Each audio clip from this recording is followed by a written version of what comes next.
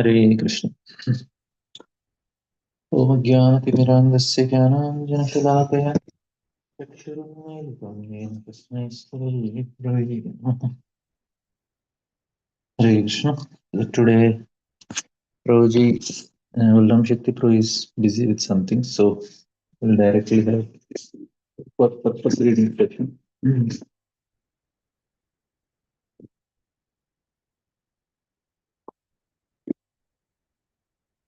Today we are starting the fifth canto. I'll try to tell the overview of whole canto first. What exactly is in this canto, which is very helpful to understand.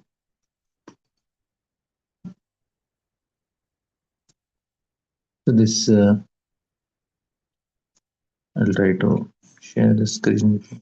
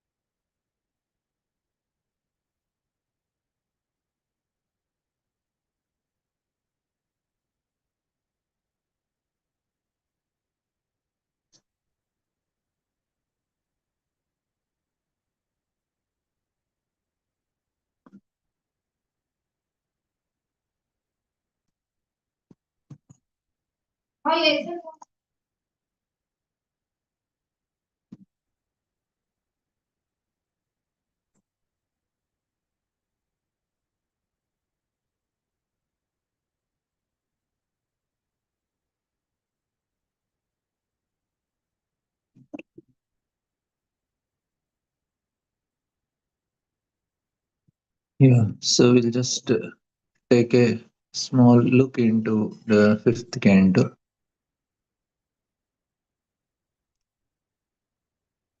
So it is said that the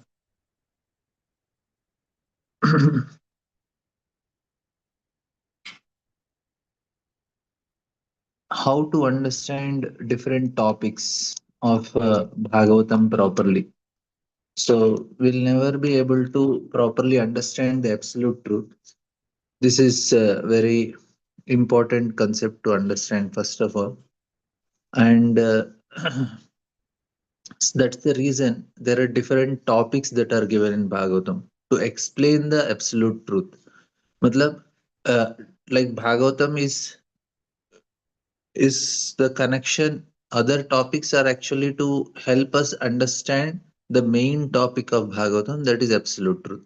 So till now we have discussed different topics. So the Bhagavatam is designed in a very special way, facilitating us to understand the absolute truth, even though it is virtually impossible uh, to understand the absolute truth in total transcendence, but we can understand the absolute truth to some extent through other topics, and that is the only way.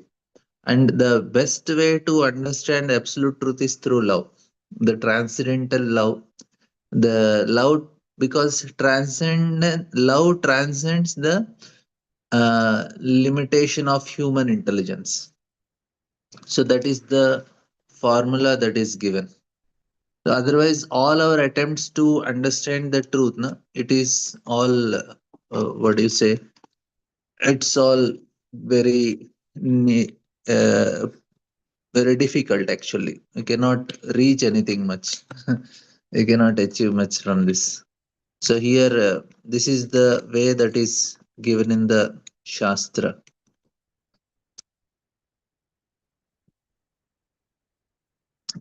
So now we will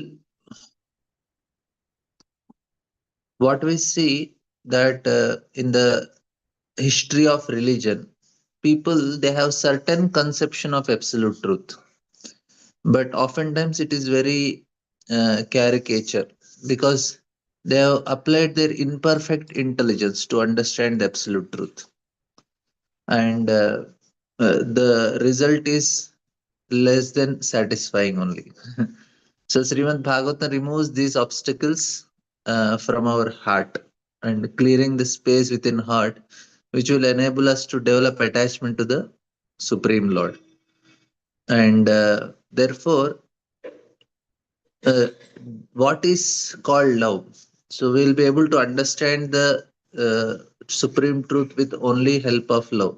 Now, these obstacles are removed with the help of nine other cantos, so that we'll be able to understand the 10th canto properly.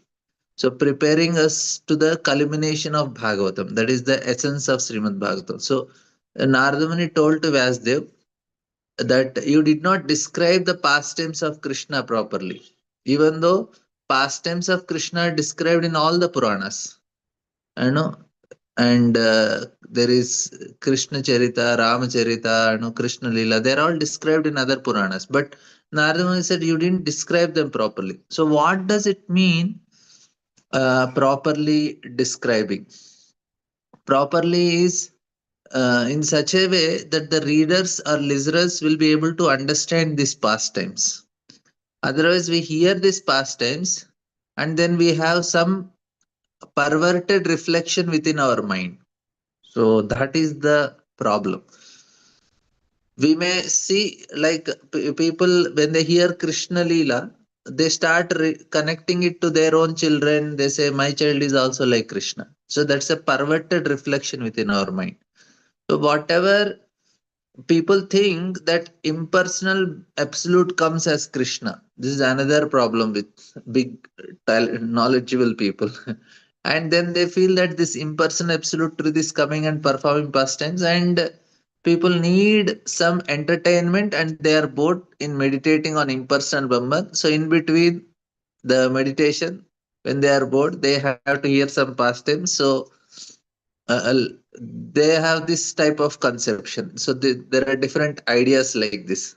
So they don't understand that it is not possible to understand the absolute truth in this way. We have to know it tattvataha. So that is possible only when we are uh, when we hear all the nine cantos properly, then only it is possible. And another thing is that they have different ideas about understanding these pastimes. So the very essence of Supreme Absolute, that is manifestation of the internal nature of the Supreme Truth, is that the internal nature is complete love. So love is manifested through pastime. So that's what means to describe Lord's pastime properly, tattvataha. So Krishna is telling, you know, that janma karma chime divyam yevam yo vetti tattvataha. So this is what is tattvataha. Prepare. So this past, so Lord's pastimes properly is we have to hear in the proper sequence. So sequence preparing us to understand them in the real sense. So the first canto, that's why it's called Adhikara Tattva. So if you see the how it is given, the Srimad Bhagavatam first canto is what is Adhikara Tattva? It is telling who is qualified to hear Bhagavatam. That's why we have all this Parikshit Maharaj story and everything. So then when we hear these pastimes, then it becomes very easy for us. So first there are I will just share the screen for you. There is some notes that I just wanted to share for you.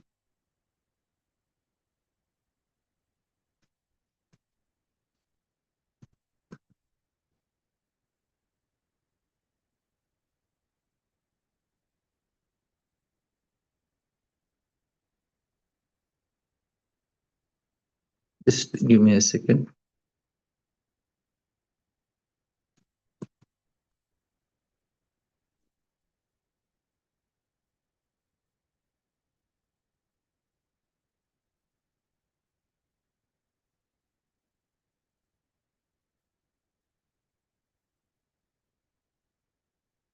So then first is Adhikara Tattva and second canto describes Sadhana Tattva. So Adhikara Tattva is first is, see, you see Parikshit Maharaj's story. It is given in from 7th chapter to 19th chapter. So many cantos about Parikshit Maharaj is described because he is the listener of Bhagavatam. So what it want to tell?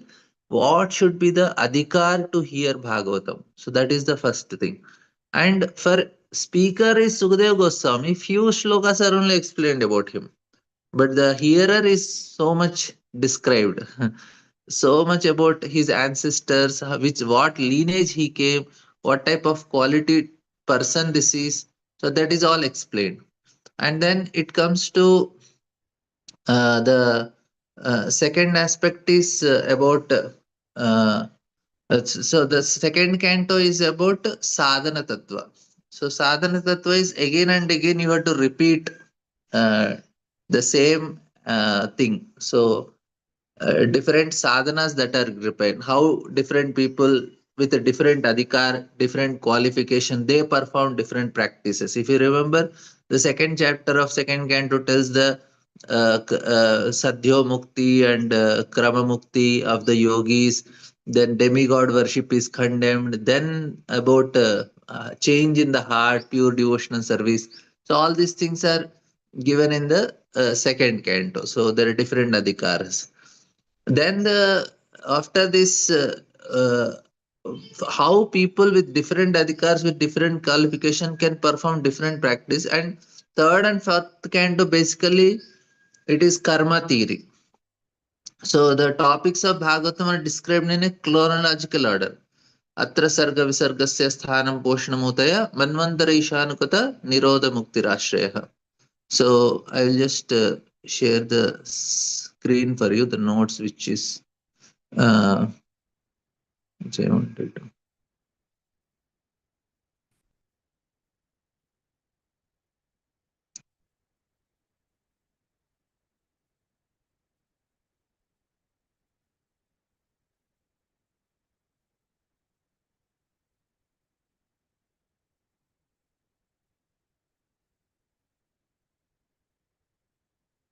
Actually, Prabhuji just told 15-20 minutes back, so I was not prepared.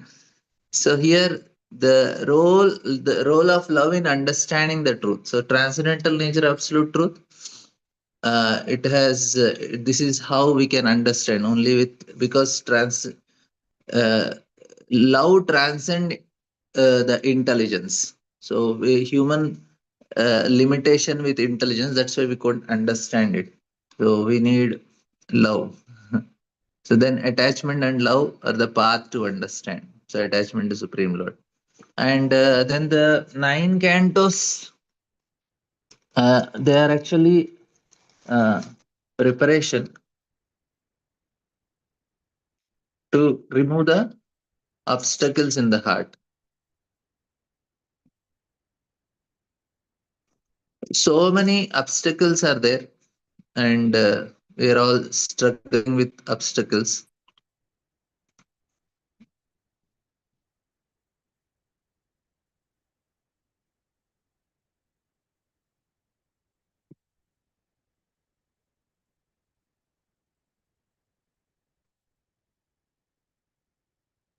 Yeah. I will share notes so that I can write something there. Yeah.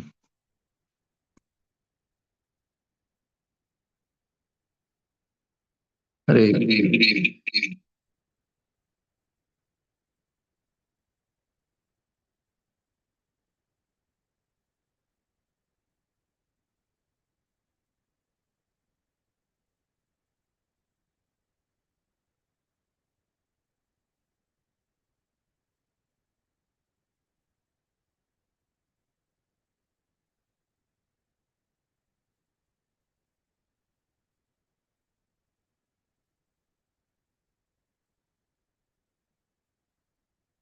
So first canto is Adhikara Tattva, second canto is different practices, and third and fourth canto is primary creation and material desires. So primary creation, material desires.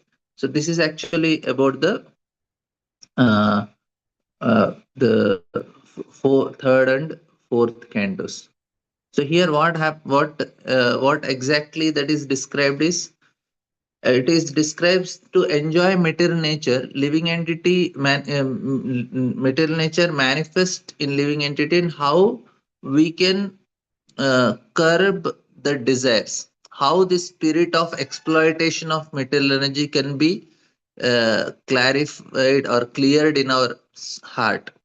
So, and how it should be washed away from our heart. So this is actually third canto. And fourth canto, which we discussed till now, is explaining another problem. Another problem is even living a dharmic life is a problem. So that's actually what fourth canto describes. So when people try to enjoy in a more subtle way, in a Vedic way, so these are the subtle sciences that people foolishly think that it is a facility for their enjoyment. So it is not gross exploitation of material nature, but fourth canto is explaining the subtle way of exploiting material nature. So this is actually what is the fourth canto all about. So first is the third canto is about uh,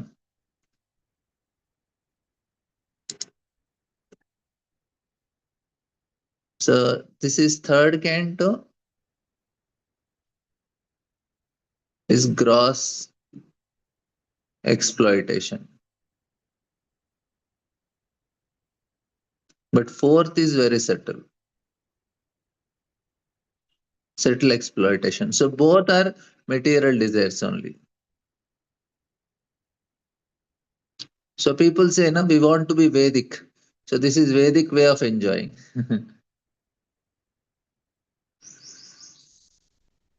You are understanding?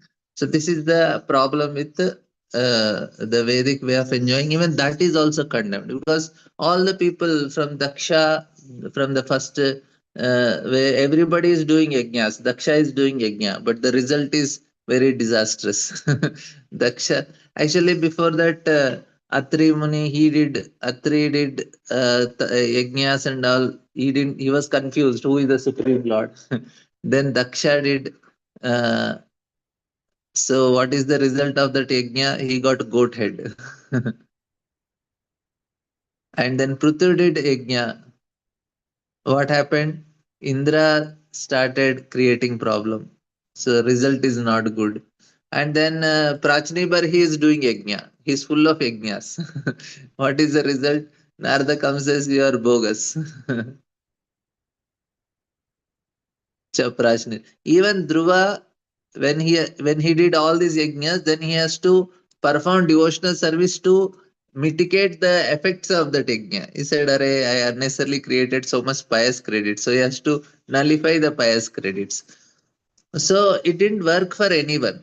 So that is the Vedic way. People are so much interested in yajna and other Vedic styles, so it won't work. So that is actually the fourth canto. Now, fifth canto, it starts explaining something more deeper. So, so this is very subtle. As the very important quality appears within our heart, which is pride. So, what is the problem with the Vedic way of living? Is we just become proud. That is a byproduct of Vedic life. So, byproduct of Vedic life.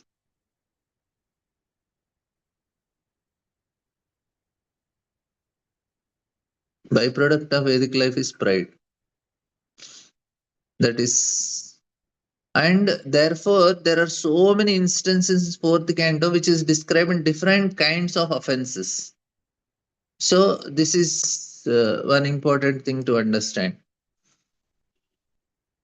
Uh, to warn us against offenses which are born out of pride. So who all did offenses? So Daksha did offenses, Suniti did offense, and pride makes one commit offense.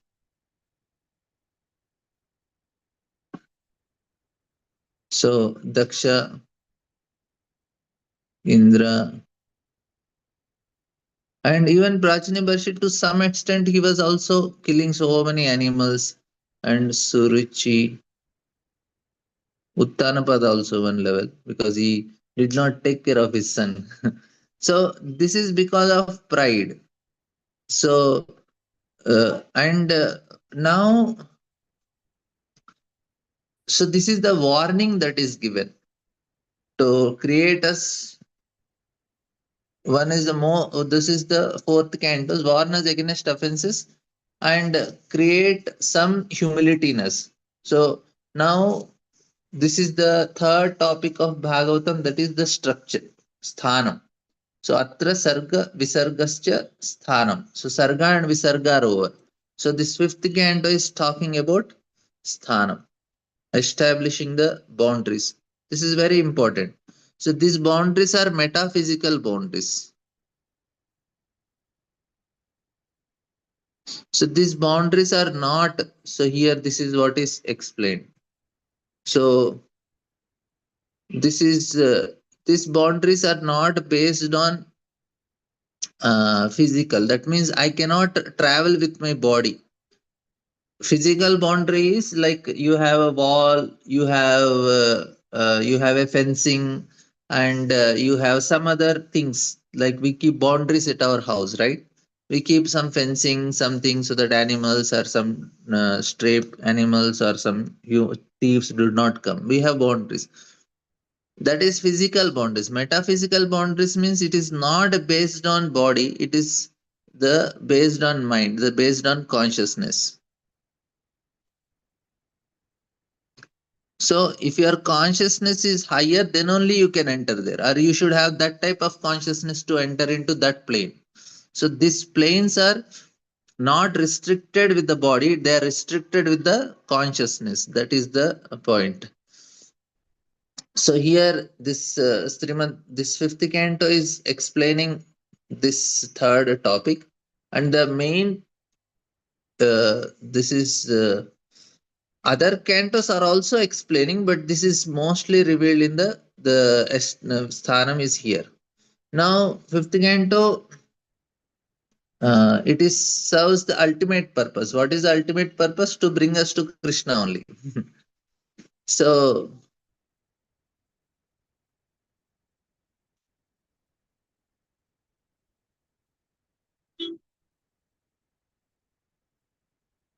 so here Prabhupada is writing here that all of us are the divisions of Varnashram Dharma are according to quality and work, and they are very scientifically arranged. So here this analogy of bull tied to the rope metaphor is given. That means the guna and karma, they are controlling the living entities. We are not free. Even though we have illusion that we are free, but the ropes of guna and karma are very tightly bound in this material world, and therefore we should follow the scientific arrangement, that system that Lord is giving, which is Varnashram system. So of course we do bhakti, but that is what is the duties of Varnashram dharma are like uh, bulls are obliged to move according to the direction. So this is a scientific arrangement.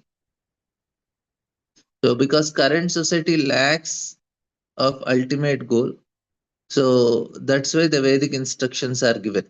So it is there, but there's something higher also one should follow. Because fourth canto that follows, the people are following that, but it didn't work for them. Here they have to follow it properly. And there is a philosophical framework. So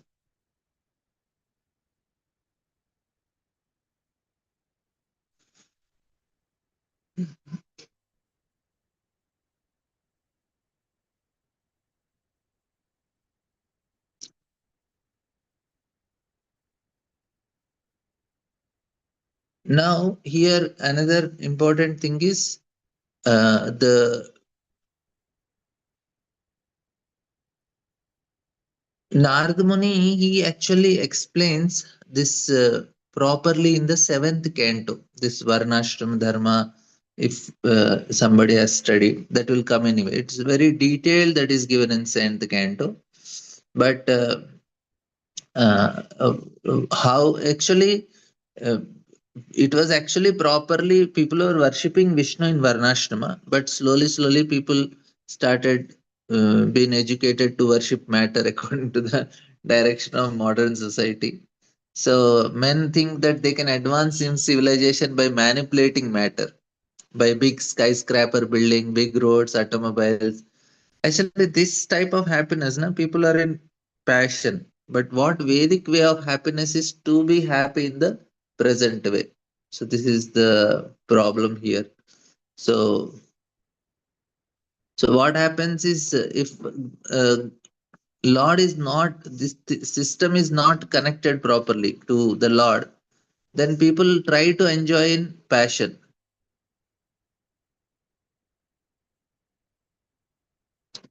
But happiness is in goodness. Happiness is in present. So this is all very much connected. So there was uh, uh,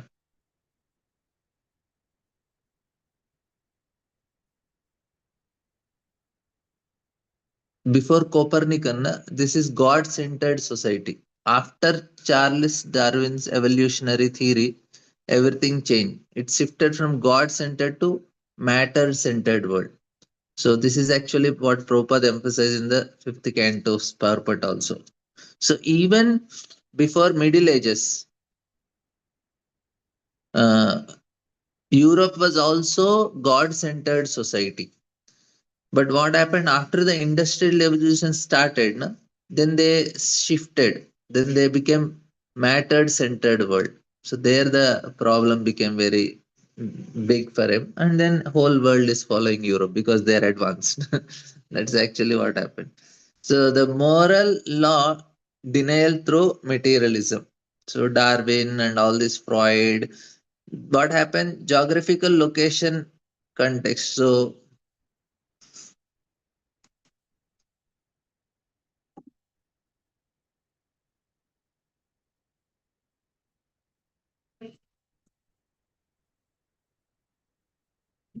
now we will try to just see the chapter wise review, because there are some other things which I'll.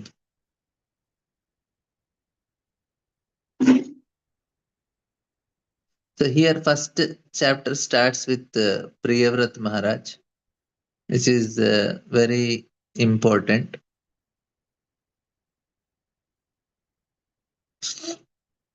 So Nardamani, he actually here na, Uddhava, he after hearing from Maitreya till fourth canto, he leaves. He says, "Yes, I understood everything. Now I am leaving." Now, then what happens? Actually, these concepts na, that are very nice. I will. The connection between the two topics is that uh,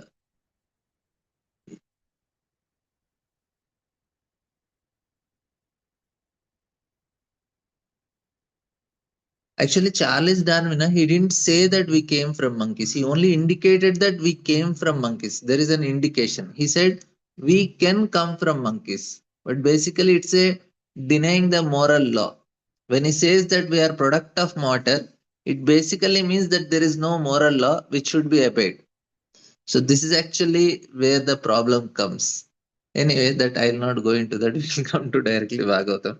So here the first part is first the superficial point of view. It contains Visarga, fourth canto up to the part of fourth canto, because it describes the dynasty of Maharaj Priyavrata.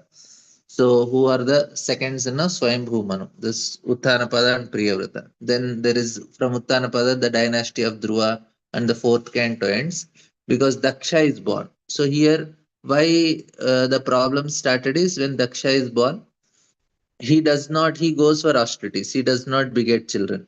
So then they have to go to Priyavat Maharaj. So from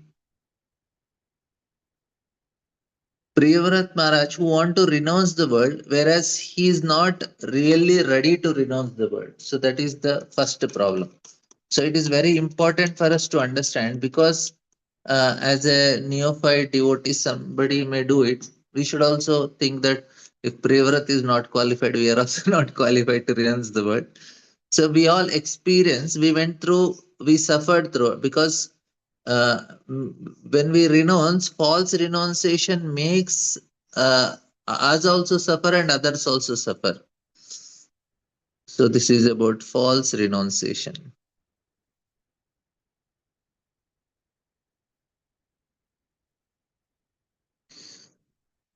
So from the first topic, one of the main topics of fifth canto is the connection with the moral law within. So in connection with the strict law which we all have to obey, which is ordained by the Lord,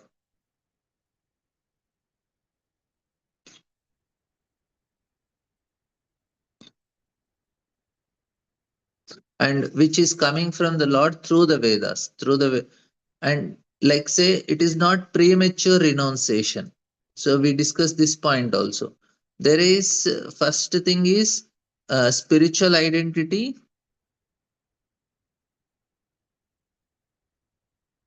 and second is material conditioning.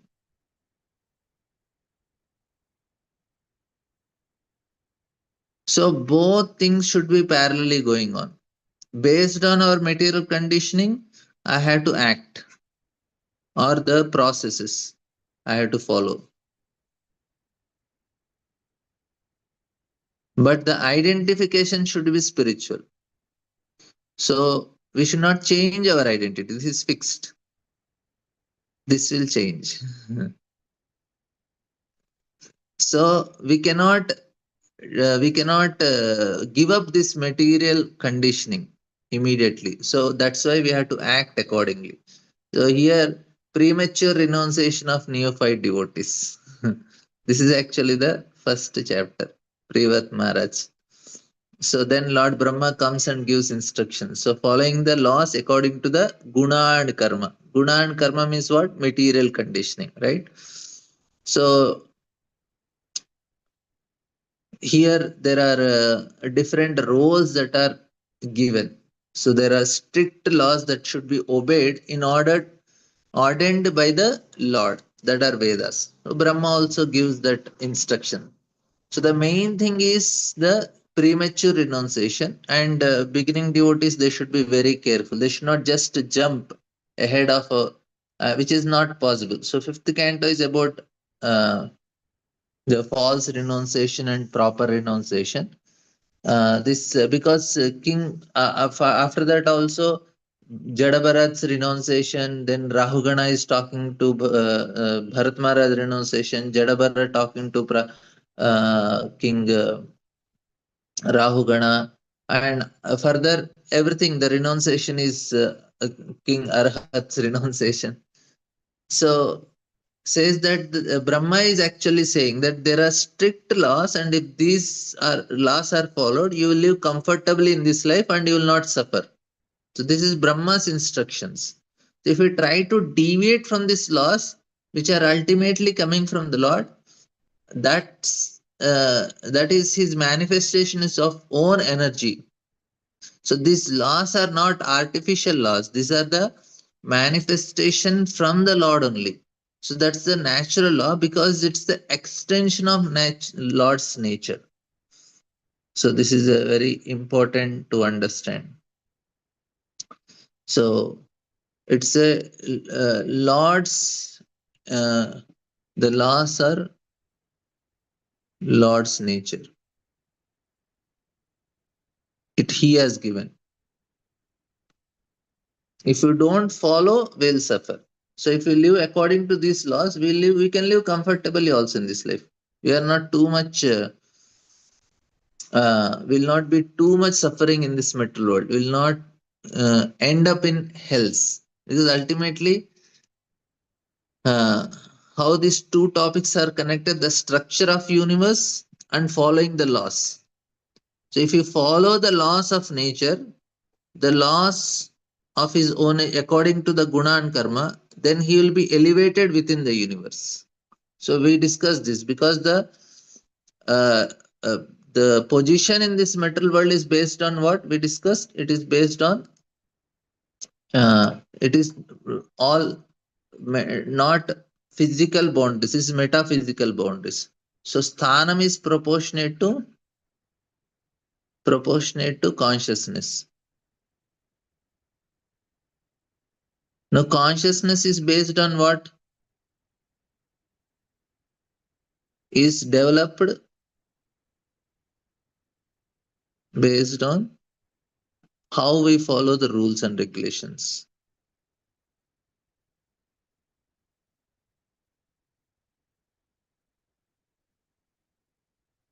You're understanding? So consciousness is developed when we follow certain rules and regulations, and that will make us stay at a particular position in this universe. So that's why these two are connected. That's here the fifth canto is talking about rules and regulations and the boundaries that are to we which we want to go. Instead of going to hell down, we can go up.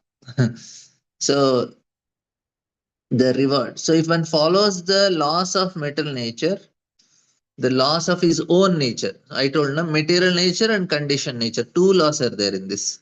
So not only is material conditioning, there are laws that are connected to the material nature also.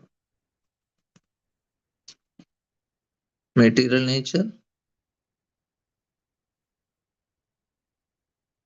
conditioned nature. So both things are there. We have to follow both laws. And then along with that, spiritual identity. This is very important. So people will follow material nature and conditioned nature also, the laws of it. But they don't have this identity. This is the mistake which we will see that King Rahugana is going to do it. So here the so if one transgress the laws of nature, he will be degraded, devalued, and instead of elevating, he will devaluate his consciousness. Ultimately, he will go to hell, which is going to be described in the last part of this canto, where the hellish planets are given. So it's a very logical progress from the first canto, which establishes this topic. So we have to follow strict laws according to our guna and karma, according to our psychophysical nature, right? To and then if you don't, the consequences are very nicely described. Now we all so the analogy is given of a bull where these laws are like ropes, and so as soon as we deviate we feel pain. Like bull is trying to pull from the rope which it is tied, it gets pain. So we deviate, we create havoc for ourselves. So we are inflicting pain to ourselves also, others also.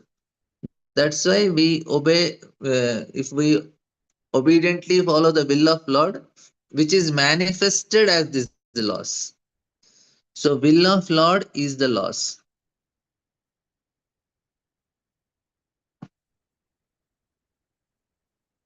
Laws of nature, according to guna and karma also. Your understanding? So here, this is the system that is explained.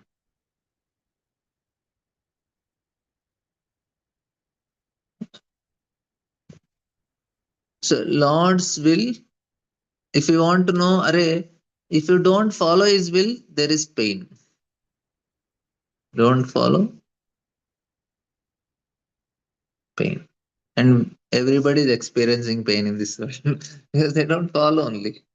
So they cannot blame anyone for not following the will of Lord. So fifth canto is about this same situation. So now the if we obediently follow the will of Lord, which is manifest in the laws, we will develop internal we will be able to develop internally. So this internal development within the framework of social arrangement uh, is very nicely described here. So sometimes devotees some very superficially understand. He tries to follow externally, change his situation, whereas somebody who is more internal, so he tried to follow the teach. The fifth canto is trying to tell it is uh, if we follow the rules and regulations of our natural dharma of our nature. If I am male, I had to follow the male. If I am female, I had to behave like a female. If brahmachari, grahastha, vanaprastha, everything, I have to behave like that. And there is no, then what happens? Uh, we are properly situated. That means there are certain boundaries to stay and not change our place externally. So then we develop internally. So this is actually what is explained. Like a Shudra, he has to be like that. Now, presently, everything is so much chaotic in this present world. There is no bar, no restrictions for anyone. But to go back home, back to Godhead, anybody can go. There is no restriction for that. You can. Uh, uh, he practice bhakti and he can go because development should be internal. So both are needed, internal boundaries and external boundaries. So internal moral boundaries and external planetary. Actually, here na boundaries means say if a Shudra is there, he should know his external boundaries.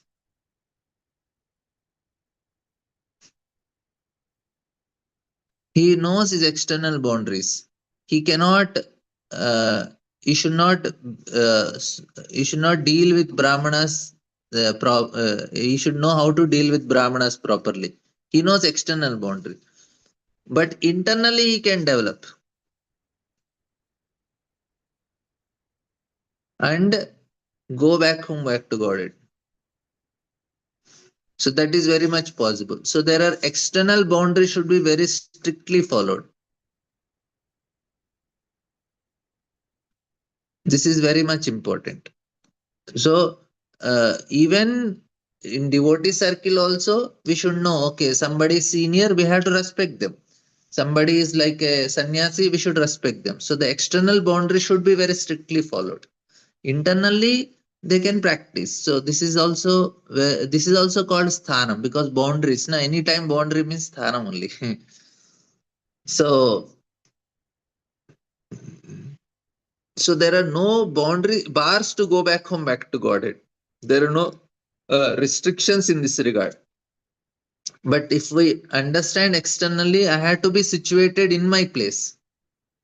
So that is internally I have development, but externally the boundary should be followed. That is the point. Now, if we what happens if we transgress boundaries also we feel pain. We immediately feel pain and consciousness will get affected. If I am not properly respecting the elders, if I am not doing it, then it will inflict pain not only on us, others also. So this is another important thing to understand.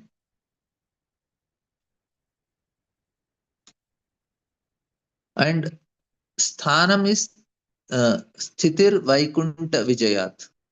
So vaikunta vijayat is uh, ultimately this is not the place for us to stay. We have to go to spiritual world and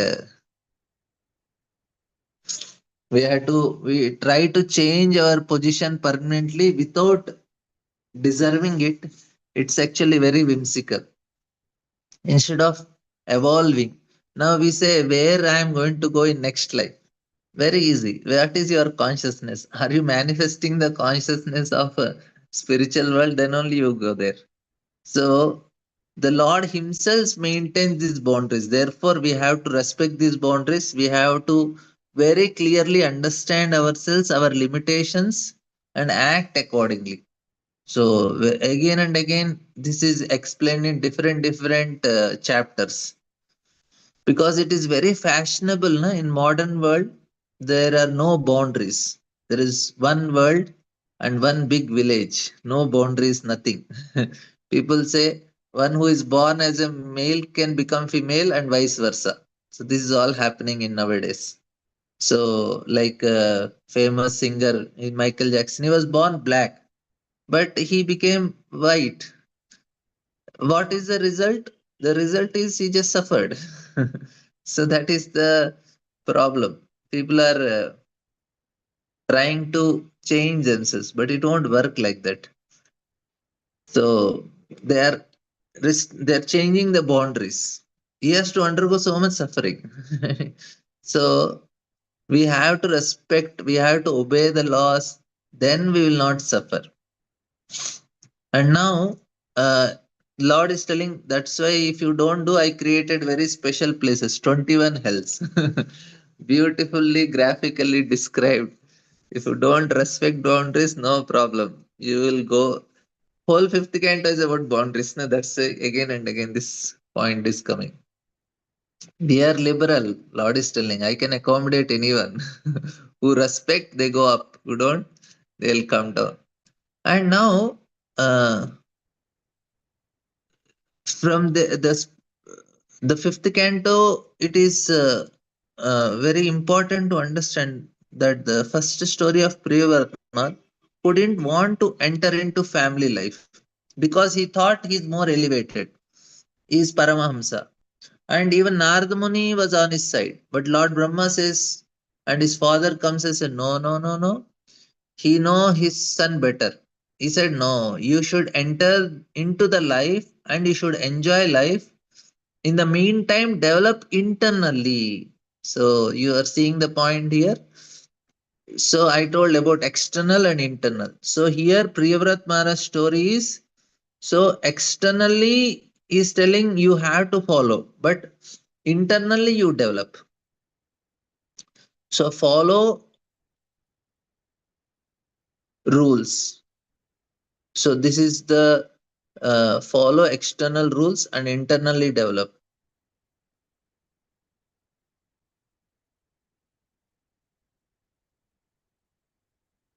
and develop internally.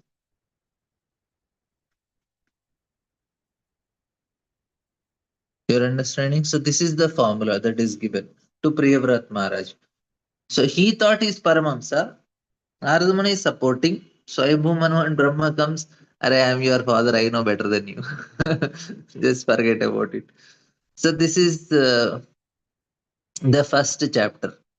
The first example of is Priyavrat Maharaj only.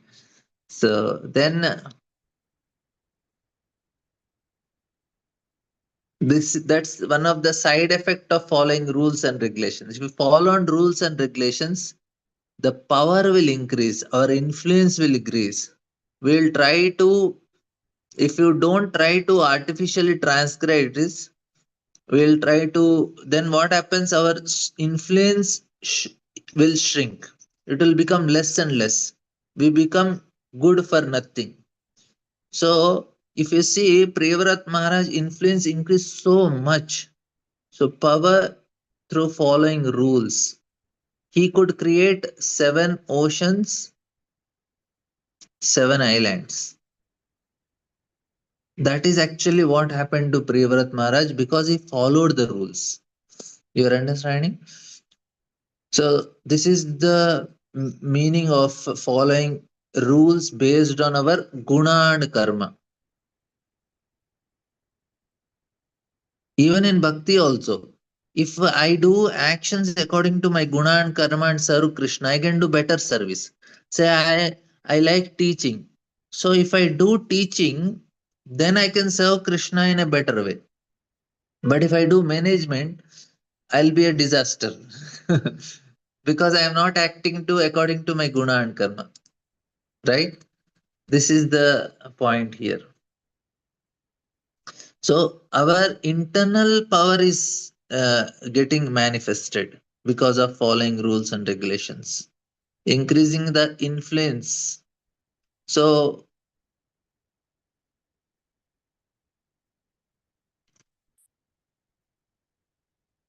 so if we strictly and humbly obey the laws of material nature step by step, the Lord Himself, because Lord only is material nature's rules and regulations. So through the divine laws, then we will gradually increase the power. And because in the beginning, Priyavrat was a pure devotee. He did not want to enter into Grahastha life also. So he wanted to become a brahmachari, to remain a brahmachari, and he was so inspired also.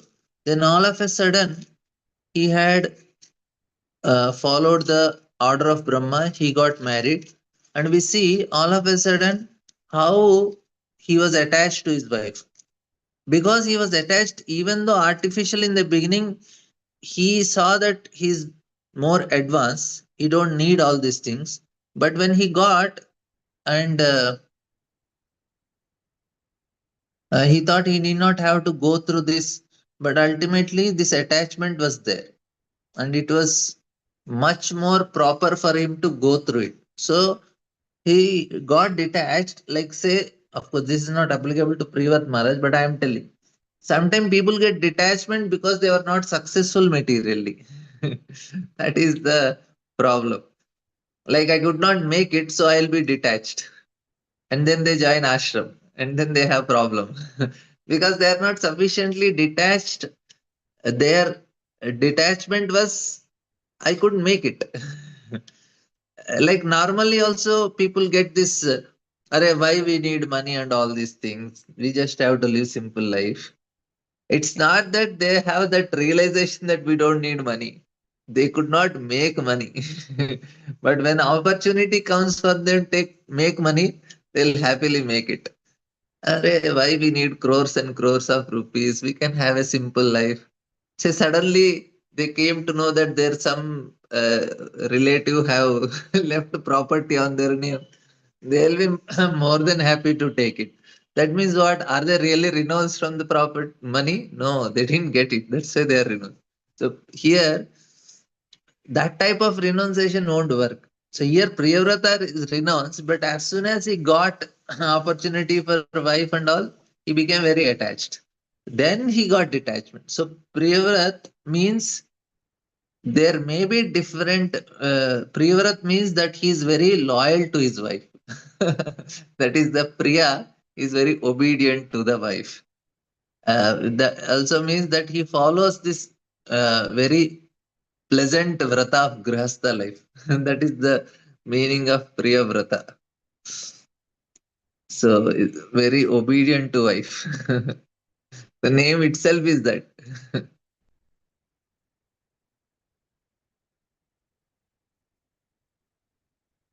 Priya and Vrata is following that Vrata. So this is what is, which is, and ultimately he feels dissatisfaction in the grihastha life, and then he gives up this family life. So that's how the system works. Yeah, grapes are sour. So, so ultimately, now if because he followed properly, so because he followed the rules and regulations properly, he eventually felt renunciation. So he feels dissatisfaction, renounce the worlds, and that is the right way. And now the second chapter is about Maharaj Agnidhara, his son, and it's a completely different story. He did not want liberation only. He want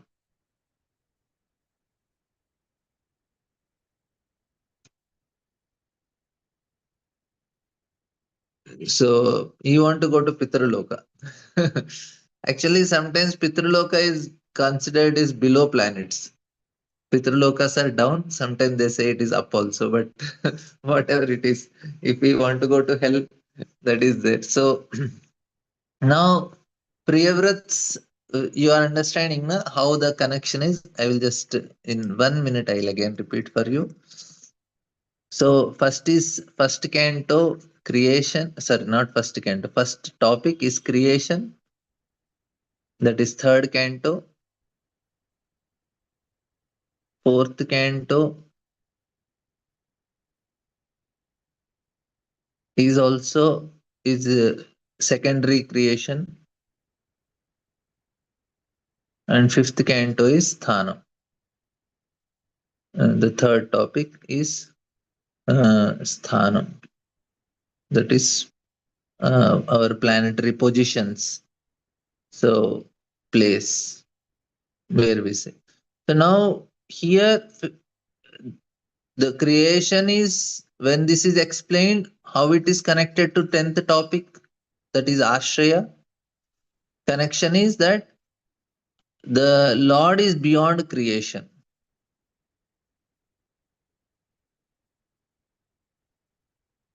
This is to be understood. How it is connected to 10th topic, Lord is beyond creation. How this is connected to 10th topic, the secondary creation. Here, the secondary creation happens according to the will of the Lord. Like secondary creation is will of the Lord. How? Like say Kashyap Muni, Dhiti. So this is all. Uh, uh, they produce demons. So Kashyap Muni understood. Oh, this is the will of the Lord. And same thing with Brahma. He is creating. So all this creation is the will of the Lord. This is how it is connected. Now sthanam, how it is connected to the 10th topic, Stitir Vaikunta Vijayat. So this is ultimately, if we change our consciousness, we can enter into spiritual world, changing consciousness to enter into Vaikunta. So because the position with which we are here is based on consciousness. Now how these cantos are connected to each other? So here, if you follow the according to fourth canto, you are following the Vedic standard of life. But then we are told that third canto is talking about materialistic life. Don't enjoy materialistic life. Where we heard more, it is from Kapil Dev section, if you remember. Kapil Dev is telling, don't enjoy in the very materialistic way. So third canto is talking about materialistic way of life.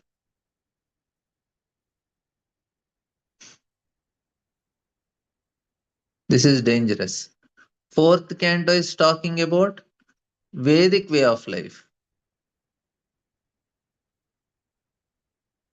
It is telling how this is dangerous. Now the fifth canto is telling follow rules and regulations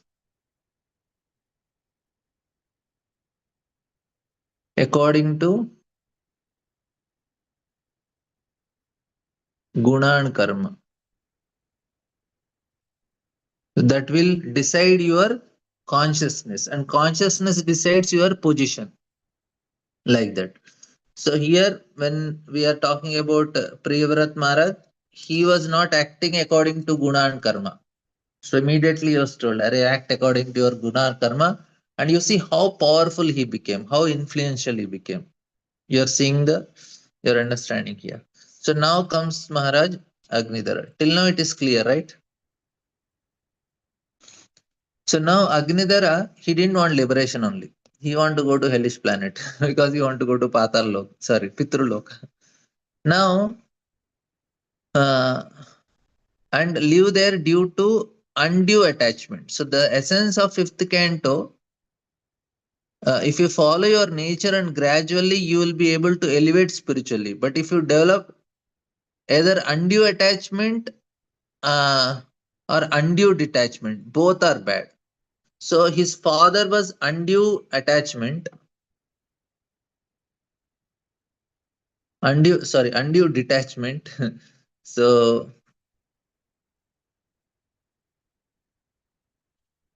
is Priyavrata, and undue attachment is Agnidhara. So both are problem. You are seeing, so both examples are given. One is attached so much, one is detached so much. So this becomes both are artificial, and that will ultimately lead everything bad only. You will go to, of course, you will go to Pitraloka. It's a uh, alm- it's a very uh, almost so much descriptions are there because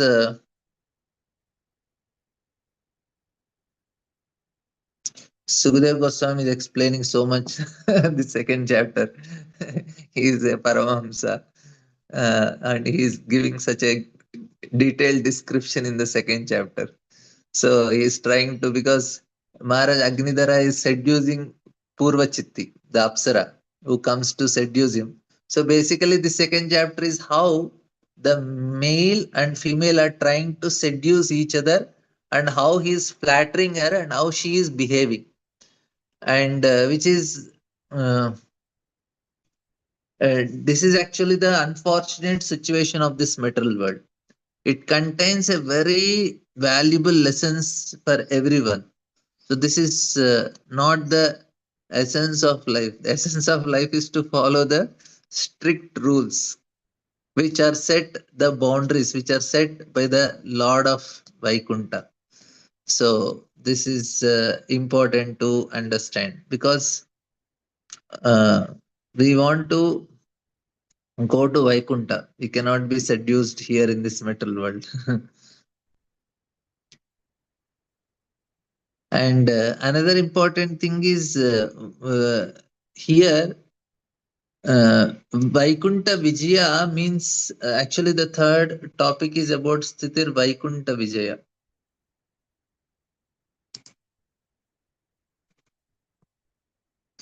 Vaikunta Vijaya.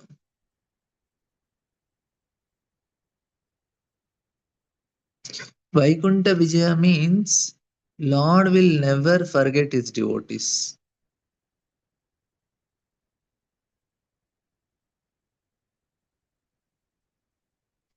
And that means whatever state they are, he will somehow bring him back, even if they are falling down also. This is also another thing. So what is the example for this? Bharat Maharaj, right? So Bharat Maharaj fall from his position, but Lord brought him back. That's why it is Vaikunta Vijaya. Priyavrat Maharaj was getting into some difficulties. Again, he got that realization and he comes back. So this is the third topic. Sthiti Vaikunta Vijaya, the sthanam is also right, and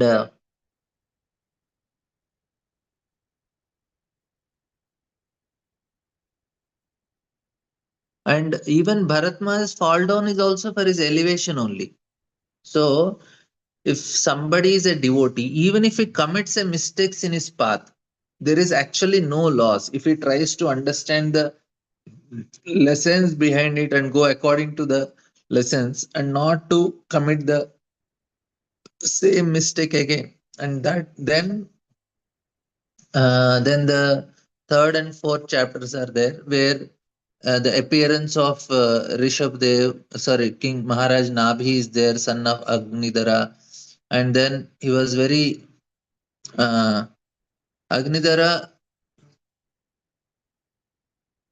is not very exemplary personality of Bhagavatam, but his grandson is Supreme Lord. So he must, that means Agnidhara must be great person. Otherwise, how the Supreme Lord will come with this as his grandson. So then there is the description of Rishabh Dev and and his Avaduta life also. So in the fifth canto, Avaduta order is of life is described. One is Jadabharata and then Rishabdev. Both behave like that. Maharaj Bharata became Jadabharata and he behaved like an Avadut, right?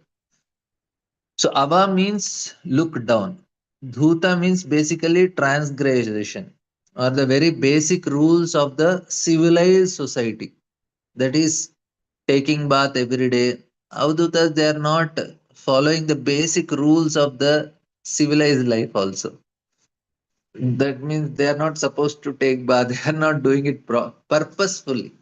So it is explained that if you follow the rules strictly, you can transgress all these rules. That is what is exemplified by Rishabdev to a certain extent in Jadabharat also. So that's the rules and regulations are according to the level of development of consciousness. If the consciousness has developed enough that you don't have to follow these rules, then one person will become Rishabdev. but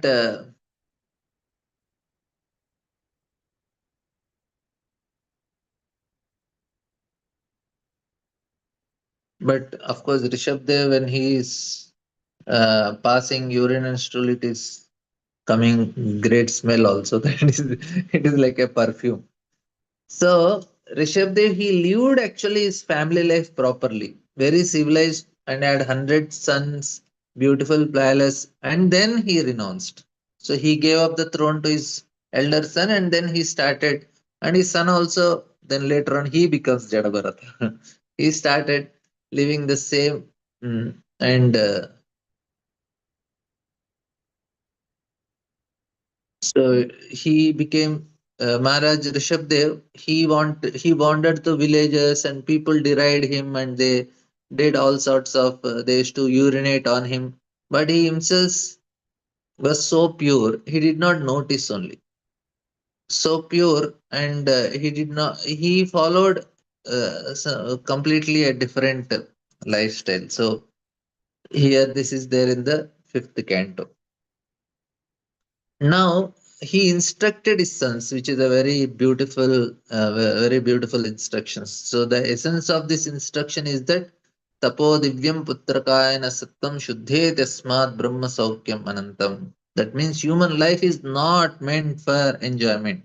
Human life is meant for divyam, tapo divyam, divine austerities, for the purification. By this, we'll be able to purify our soul. So, human form of life is very important. So, later on in the second part of the fifth cant, also, it will be the demigods. They are praying, and what they are praying, are the inhabitants of Bharatavarsha. So, they are so fortunate, even though they live such a short life, extremely short life compared to what demigods live. Within this short life, they are able to fulfill the mission of life.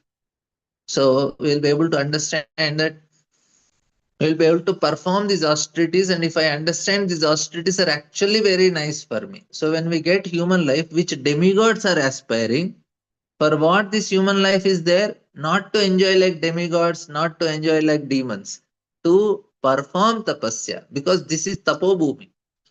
We have enjoyed in all the species in all the other planetary systems. There they cannot perform austerities. It is not meant for that. But here it is for austerities. So if we understand that these austerities are actually very nice, we perform these austerities, we understand. So then we become so much enlivened. So people try to enjoy, they become so morose and depressed. And that's the side product of enjoyment. So,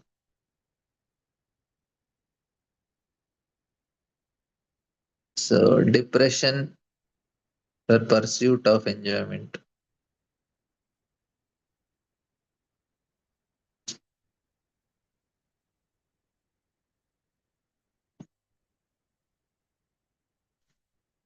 So this is a very important topic.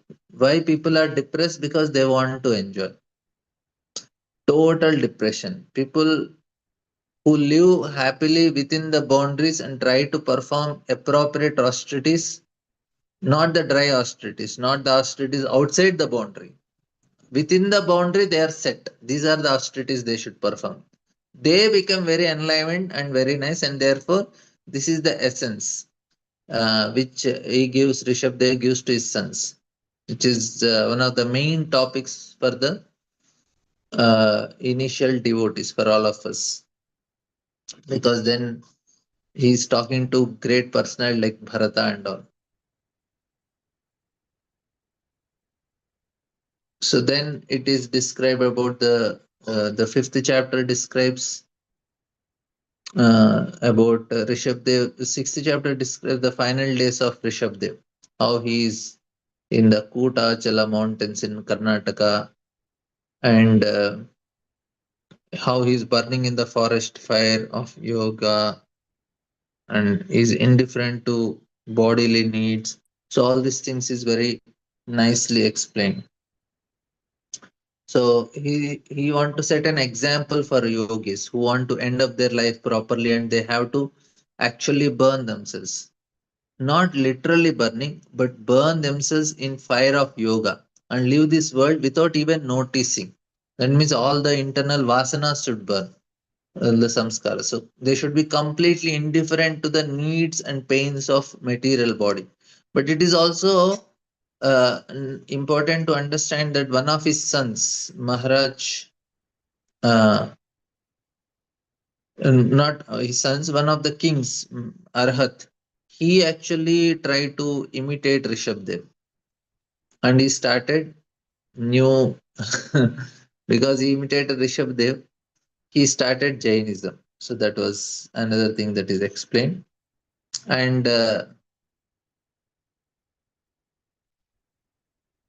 that's why it is Utpata eva kalpate. You don't follow Sthiti Smriti Pranadi Pancharatrik Vidimbara. Aikantikir Harer Bhakti Utpata eva kalpate. You just create Utpata, chaos in the society if you don't follow the rules and regulations. And this is what happened with this new religion appeared.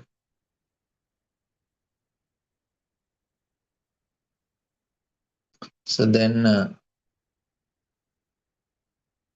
this is all just we are trying to see overview of fifth canto.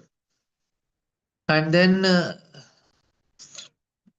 the laws of material nature according to our psychophysical nature. So we have to humbly follow them.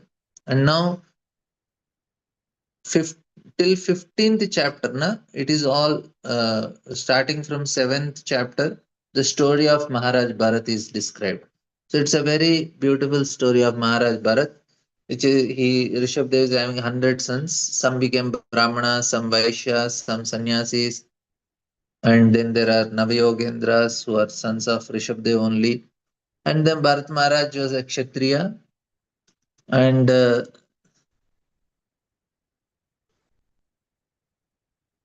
some were Vaishyas. So that is the essence. This is a very the fifth canto proves that uh, Brahmanas can be born to Kshatriyas also. so so remain in your place according to your nature. So Prabhupada is explaining. So this is the essence of fifth canto is according to your nature you remain there. So two different theories we should follow. One theory is people they follow varnashram very strictly, obey to the acquired nature from the past life. Another is we should obey the follows, uh, strictly obey the acquired nature, and we should obey or follow the acquired nature, the nature which we develop in this life. One is from the past life, another is from this life. But no matter what, which one we go, we may be elevated to a certain extent, but we should also respect our nature and follow according uh, to nature and develop internally also. So that is very important. Now we need not follow some portions of varnashrama is favorable to bhakti. That only we follow. So that is the important teaching of Bhagavatam. How to remain within the boundaries, respect the boundaries, and at the same time develop internally. Right? I told this I think 100 times today in this class. So the activities of King Bharat is described. He ruled again very properly his kingdom, which is a huge, and he performed sacrifices. He did everything properly and ultimately he retired from the family. So externally it will look like that he did everything properly. He did not jump ahead.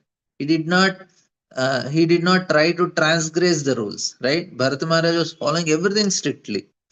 He was ruling properly. He properly renounced also. He went to the forest properly, stayed in the forest in and the and some acharyas explain also that there are different why did this happen to him, why all of a sudden this amazing attachment appeared in his heart and he wanted to save a deer. Some say because even though he lived in seclusion in renunciation, uh, he lived a proper life, but he did not have higher association. And some acharyas explain that this uh, explain his that even if we do everything properly, we still need some driving force within our life to elevate. So some elevation from force within our life, because uh, rules and regulations of varnashrama will be useful. Otherwise, it will be useless if you don't have driving force. We only acquire pious credit, and this pious credit will not really develop us spiritually. So varnashrama design is very specific way. So the human being would follow rules and regulations, but at the same time, the facility to associate with those who are higher is very important. So varnashrama can only give pious credit. They cannot really spiritually elevate us. So that is the point here. That's why he fell down. So,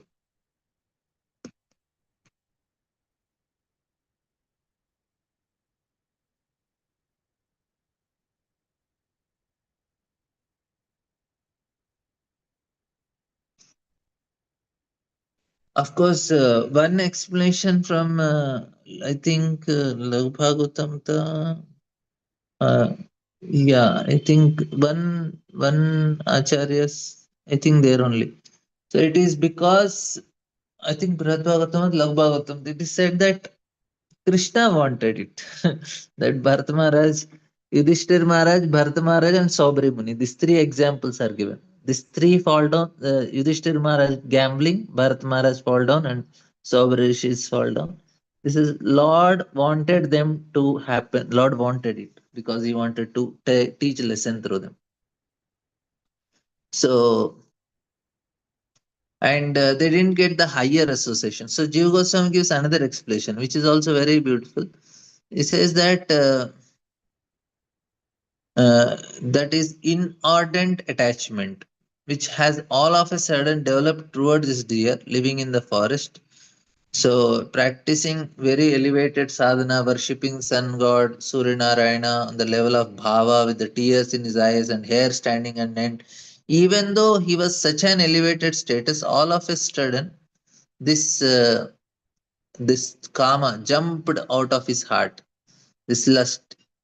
It is clearly said that this lust it may not it may be not a very common way manifesting lust, but nonetheless this attachment to deer. And then Jiva Goswami says that it is uh, because of his previous offenses.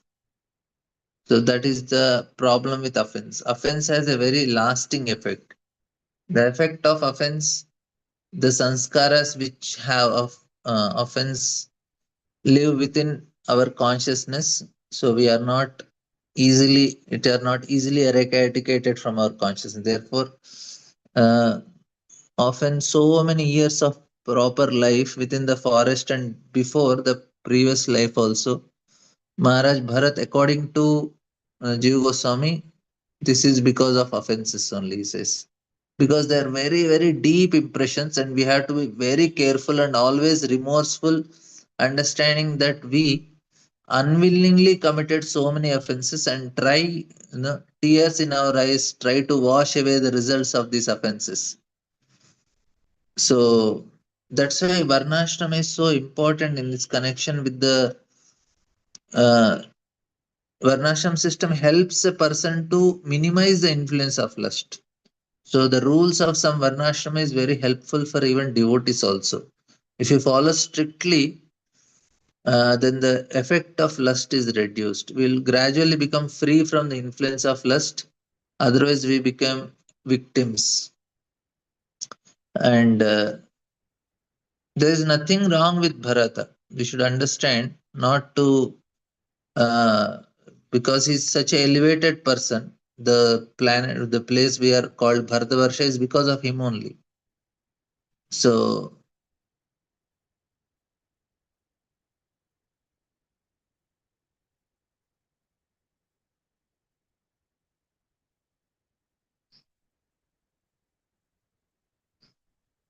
it is said that if we want to enjoy in society by social life, we create around us society of envy. Please understand this. If we try to create society by social life, because this is we can see around people, they want to enjoy, they create a society, and then slowly there is opulence, beauty here, there, and complete envy. And then people suffer. They want to enjoy, but the result is suffering only. So we created a society of enjoy, and naturally this happens. How we If we live among the people who are envious, all the people in normal society, they are envious only. But varnashrama is a society which is devoid of envy. That is the point. It is not the society which is divided according to some medieval rules after the dark ages. It is following according to dharma. Anyway, so any questions or comments till now? I spoke so much.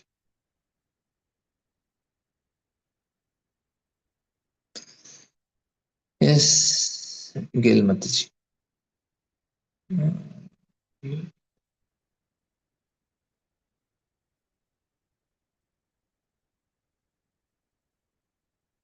Yes, Mataji. Hare Krishna Prabhu. Yeah, Hare Krishna. when you're giving examples of Yudhisthira Maharaj and Saubari Muni and Bharat Maharaj, right? Those were three who were who what they had in common was that they did not have an association of elevated souls. They were like by themselves, and that was the reason for their fall. Maharaj Yudhishthir was always having association of Brahmanas, Krishna, only directly Lord. Yeah, so that's why I didn't understand why was he put in that group. No, that group, na, all three of them did mistake. Yudhishthir also did gambling and he kept Draupadi in gambling. So the mistake he did. So the point is that uh, that was Lord's desire that they do mistake. Bharat Maharaj mistake or Sobri mistake or Yudhishthir, they all did mistake. The reason why did they do mistake is because Lord wanted it. That's the point it is. Yeah, yeah, that I understood. But when it came to like not having association, that was true for Bharat. Reason is not, reason may be different. For Bharat Maharaj, reason is different, and Mhm. Bharat Maharaj reason this is given, and Saubari Muni is offending Garuda. Yudhishthir Maharaj reason is different. So the reason different, but the lesson is the same. That don't uh, you should not go so much get addicted to gambling. So that is the lesson that is to be given. But with It is Yudhisthira, not, they are not because of lack of association. Yudhishthir did mistaking. He yeah, got right. addicted to gambling. So lesson is different there. Mm-hmm. You should But not get Salbert, addicted. uh, not having association, that was the lesson for both Salbari That is Muni only and. for Bharat Maharaj. It is told not having association. Saubari Mm-hmm. Muni's reason is given because he offended Vaishnava. Mm-hmm. So all three are different reasons only. And even Saubari Muni's offending Vaishnav, that was also by Krishna's arrangement. Yeah, Krishna's arrangement only. Mm. Okay, and but It sounds strange to say that Yudhisthira. I mean, I know he lost his wife in gambling match, but sounds strange to say that he had this addiction, Yudhisthira. No, he got carried away one time. Not that he got addicted. Like he's every time gambling and betting Uh-huh. something here and there. Every evening he's sitting with some cards and he's playing. It's not like that. Oh, okay. Okay, because when you say addiction, that's what I'm thinking. Yeah, but so just that one time he got carried away is the point. Yeah, yeah. I mean, that's the lesson that we're supposed to learn from that Yeah, gambling match. even a big personalities also will get carried away. Don't get involved into gambling. It's such a risky thing.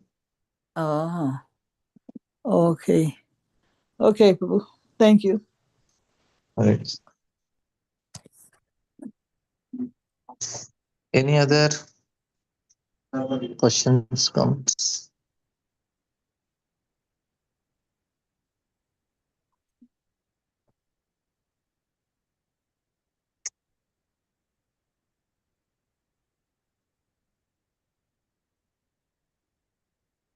Okay, we will end here. Thank you all very much. Prabhupada ki jai. Tantra Srimad Bhagavatam.